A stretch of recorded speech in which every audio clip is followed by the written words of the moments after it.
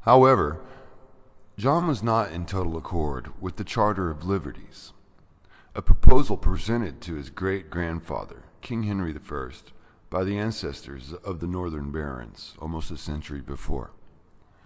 Through the following succession of kings, John inherited most of Henry's problems, just as he himself passed many unresolved problems down to his own grandson, Edward I. We could assume we've set the table for the image of the King John as King of England. Excuse me. But that's not totally true. We've got to consider some of the run-up history which set this table. This whole messy episode started almost 2 centuries before with King Edward the Confessor, or maybe his mother, Emma, daughter of Duke Richard I, the Fearless of Normandy. This introduces a clash between the traditional history of Edward as a saintly Saxon king and the more enlightened version. Edward, it is true, was part Saxon, son of Ethelred, but his ambience, his scholarship, his pre-conquest English court was Norman. Now we must turn our attention north to Scotland and King Malcolm Canmore. Greathead, the son of Duncan I of Scotland, was sent down to King Edward's Norman court in England, probably as a hostage by the Earl of Northumbria after the Macbeth affair. He was returned to Scotland in 1058 to become king. Malcolm had absorbed Norman and continental scholarship. He had undoubtedly visited Normandy. He took back with him to Scotland his newly acquired Norman feudality. He began seeding Norman barons into Scotland. His second wife, Margaret, was also a cultured continental devotee to the Norman style, encouraged Norman migration north, even though she was a granddaughter of the Saxon King Edmund Ironside, for which she is usually noted. The Normanization of Scotland continued unabated through to Alexander I, who was brother-in-law of Henry I of England, and married Henry's daughter, Sibylla. The 2 royal houses continued their uncertain liaison. Meanwhile, the 3 northern counties of England swung back and forth, all in the family squabble. King David of Scotland, son of Malcolm Canmore, brother-in-law of Henry I, Duke of Normandy and King of England, also spent his young youth in England. He married Matilda of Huntingdon and became the Earl of Huntingdon. He acquired many titles and great riches. Ascending the Scottish throne in 1124 and taking many English Norman nobles north with him, he finally subdued the men of Moray to the north. Norman seeding continued voraciously in lowland Scotland. After Henry of England died in 1135, David was persuaded by the men of Galloway to go after the 3 northern English counties again.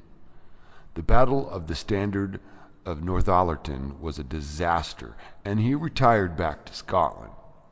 Henry II of England demanded homage for Malcolm IV, son of David, at Chester in 1157, confirmed the 3 counties to be English.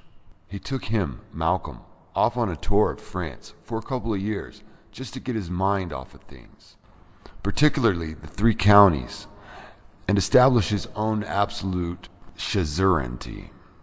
However, Malcolm's brother, William the Lion, who succeeded him as King of Scotland in 1165, violently disagreed with this arrangement and reclaimed Cumberland, Westmoreland, and Northumberland as his own. This proposal didn't get too far with Henry II in Normandy, so William appealed to Louis VII of France, from whence sprang a friendship known as the Auld Alliance in Scotland.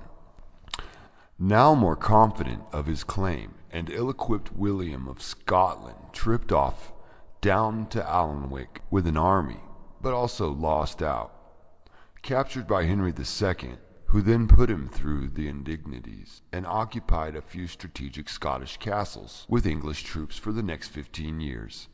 In 1189, William's kin and old arch-enemy Henry II died. His son, Richard the Lionheart, succeeded, became fascinated with the Crusades, and King William of Scotland loaned or gave him 10,000 marks to get lost from England. It must be assumed he didn't buy chopped liver, but the three counties continued to be the big bone of contention with John of England, who succeeded Richard in 1199. After many minor border sorties between William and John, William died in 1214. The date is significantly 1 year before the Magna Carta affair, and the three counties was still a hot issue.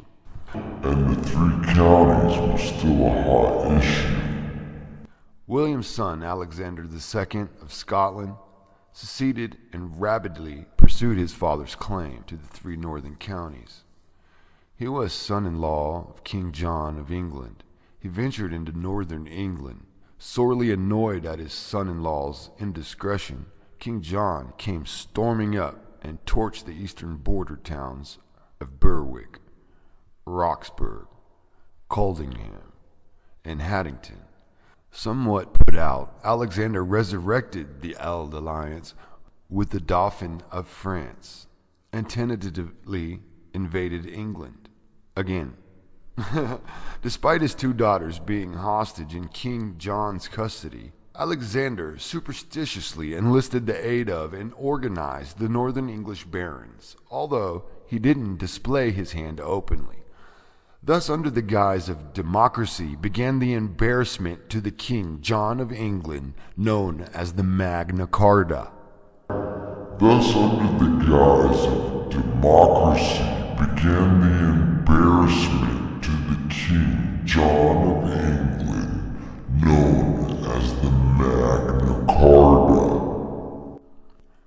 John's notion had been to take from everybody, particularly the rich everybody's, and give all to John and England, which only seemed reasonable at the time. Normans and Anglo-Normans had found this to be a very effective administrative method of money and resource management for centuries.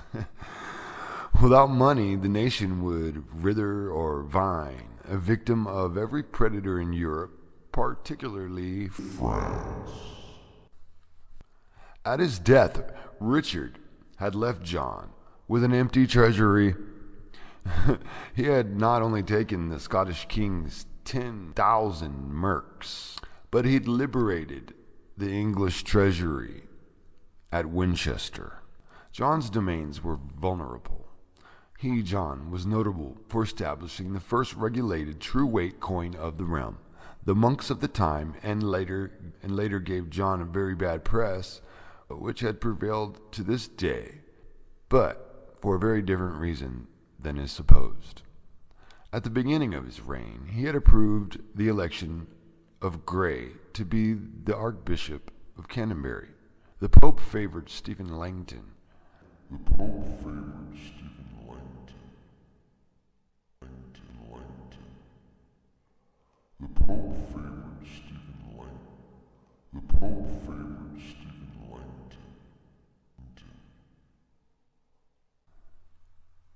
John refused to accept this political appointment. The King of Kings, as a pope was known, closed down the churches in England. In relation, this would last 6 or 7 years. No baptisms, no marriages, no last rites, no church tithes. The church became poor, as it turned out. The common people were not too happy with this state of affairs, but that's a whole different story, and probably the most important contribution to John's bad press by the monks and prelates, the principal chroniclers of the day. It was even worse than the tabloids of today. He was called slothful, wrapped by his passions, and flaunted the vices of a sordid king.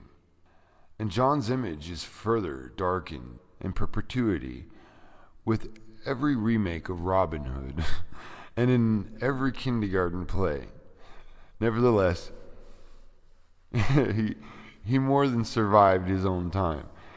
He turned out to be one of the best general king strategists England had ever known, considering the times and the situation he had inherited. He united Britain as no predecessor had done. He actually lived in England, the first Duke of Normandy to do so since the Norman conquest. Money problems were eroding his domains.